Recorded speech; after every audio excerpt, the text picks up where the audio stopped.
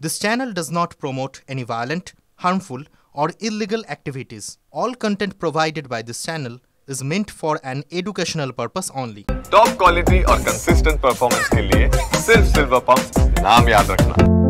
1 kilo টমেটোর দাম 1 টাকা।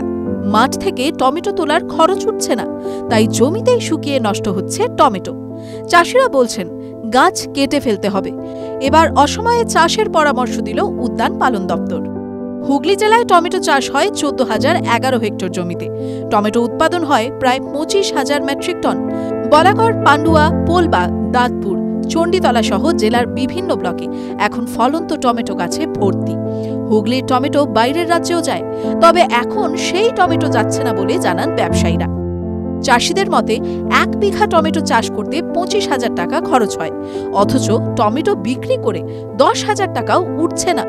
বর্তমানে যা অবস্থা, জমিতে ফলন্ত গাছ শুকিয়ে যাচ্ছে, কারণ টমেটো তুলে বাজারে নিয়ে যাওয়ার খরচ উঠছে না। টমেটোর মতো হাইব্রিড শসা 2 টাকা কিলো, শিম, মটরশুঁটি, লাউ সব সবজির পাইকারি দাম এতটাই কম যে চাষির চাষের খরচই উঠছে না। বাবার অবস্থা খারাপ, দাম নেই। কি দামে বিক্রি করছে? ওই 1.5 টাকা 2 টাকা কেজি কিলো কিলো। এতে কি খরচা উঠছে না? এতে খরচা ওঠে, ও কিচ্ছু উঠবে না। কত টাকা করে যান? এই তো ধরুন এটা পুরোটা 12 কাঠা জমি। মানে প্রথম দিকে বিক্রি ভালো হয়নি? যখন থেকে মাল তুলছি মোটামুটি একদিন মনে হয় 50 টাকা পাল্লা দিয়েছিল, তারপর থেকে 2 টাকা 3 টাকা, এর বেশি আর উঠেনি।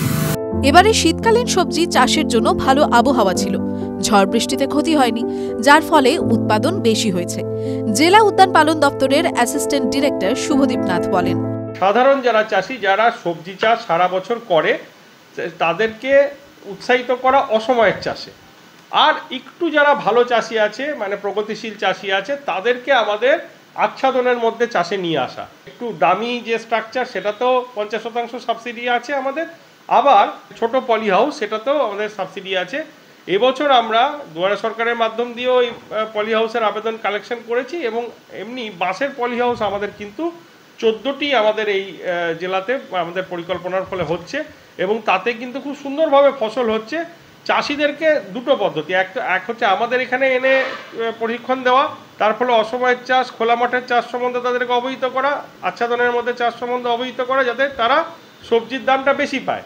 আরেকটা হচ্ছে গিয়ে যে সমস্ত চাষিরা সফল চাষিরা করছে তাদের ওখানে গিয়ে আমরা চাষিদের গ্রুপকে নিয়ে যাওয়া, এরকম আমরা একটা পরিকল্পনা নিয়েছি। সামনে 20, 21, 22 আমাদের রাজ্যে হর্টি ফুড ফেস্টিভ্যাল হচ্ছে নেতাজি ইন্ডোর স্টেডিয়ামে, সেখানে আমরা প্রায় 250 জন চাষিকে আমরা নিয়ে যাওয়ার পরিকল্পনা করেছি। তার মধ্যে বেশিরভাগ চাষি সবজি চাষি।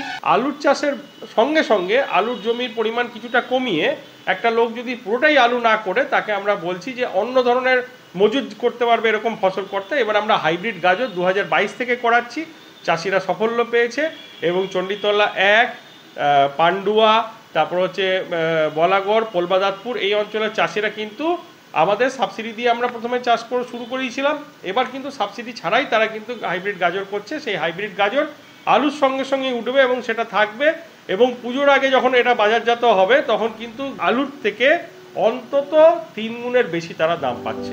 রাজ্যের মধ্যে একমাত্র হুগলি জেলার কৃষি খামারে সবজি উৎকর্ষণ কেন্দ্র রয়েছে।